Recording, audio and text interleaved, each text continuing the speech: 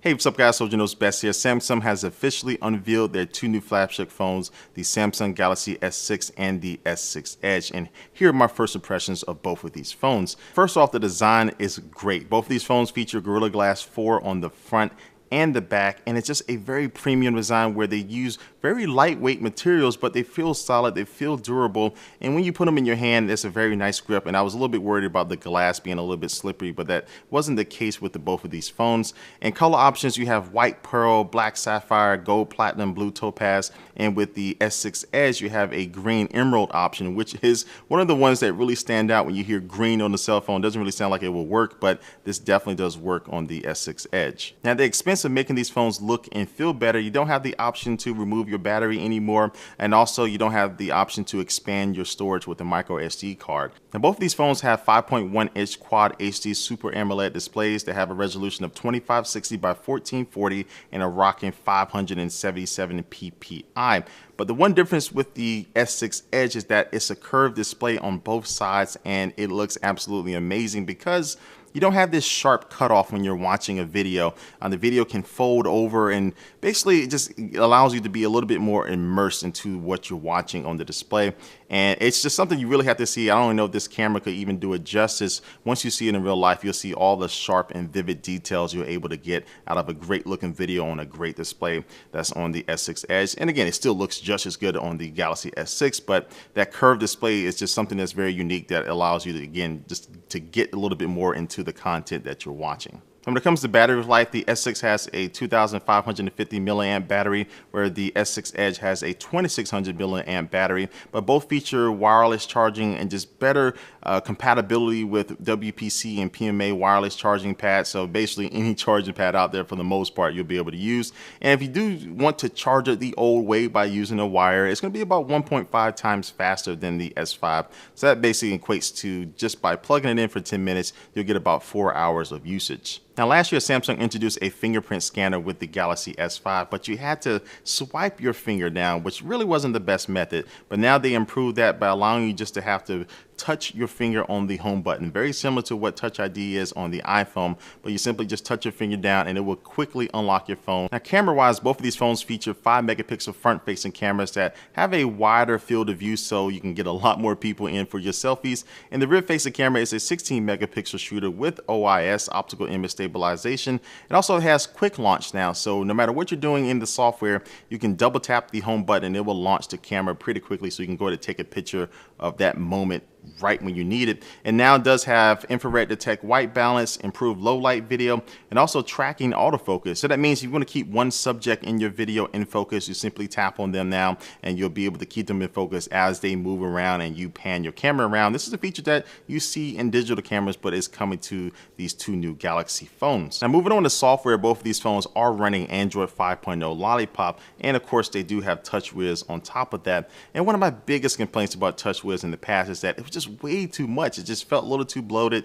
and this Samsung was just trying to throw everything in there and the kitchen sink, but they have dialed that back now with these two new phones, and I'm really enjoying it because the settings are just a little bit more organized. Everything is just a little bit more concise, and it's just less is more, and that really is working now with this new version of TouchWiz. And there's also better multitasking. You can have multiple apps running at the same time, and then if you just want to get rid of them, you can minimize them into these little bubbles and move those bubbles around on your screen. But what about the S6 Edge? How does this software take advantage of the curved displays on this new phone? Well, one thing is that if you do swipe over from the right hand side, you'll see a list of your favorite contacts, and they can be family members or friends, but you can tap on them and you'll have a few different quick actions like text them right away, and also you can assign them different colors. Now, why would you want to assign them a color? Well, with the S6 Edge, if you were to place it face down on the desk and you walk away and somebody was to send you a text message, it will light up in red or blue, whatever colors you assign to them, so you can know exactly who's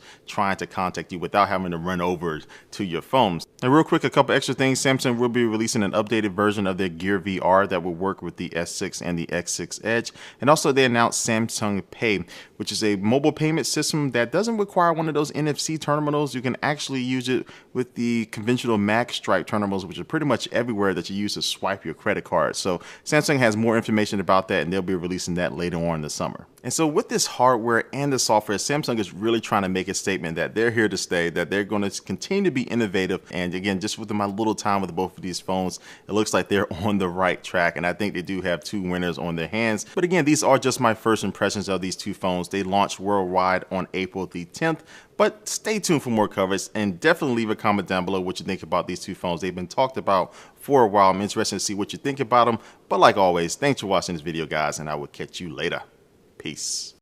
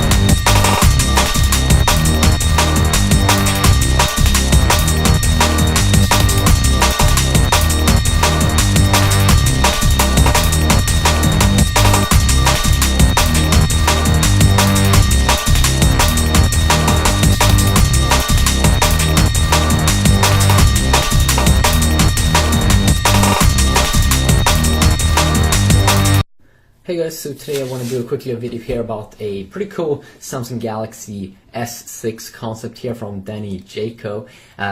So as I said, the Galaxy S6, we just got the Galaxy S5. The Galaxy S5 is going to come out on April the 11th, which is around 12 days from now or something. I mean, we're really closing in to the good stuff. So you can see here we have a rectangular design, and we also have some pretty interesting stuff here about the colors and everything that is totally redesigned here in this concept. What's so cool about this concept also is that it kind of features some realistic specs. And here you can see next to the S5, I'm probably going to do a separate video about that. But yeah, the specs on this device here, rectangular design, of course, as you can see, more rectangular, not as rounded off as the S5 or the S4. Android 4.5, 7.2 millimeters in thickness, and I kind of feel it takes kind of like an iPhone shape, but like a bigger variant of it. 128 grams, 5-inch display, so around 5.5 inches bigger than the previous Galaxy S devices, or at least the Galaxy S5. And it seems like they're moving up here in this concept to a 2K display with a resolution of 2560 x 1440. So the PPI would be pretty high on this little device. And also some other interesting stuff here: 64-bit processor, octa-core. And that is of course something that Samsung has probably like gone out and said that they want to do that stuff. We have the same kind of Adreno 330 GPU here, which I'm really not sure if we would see once again.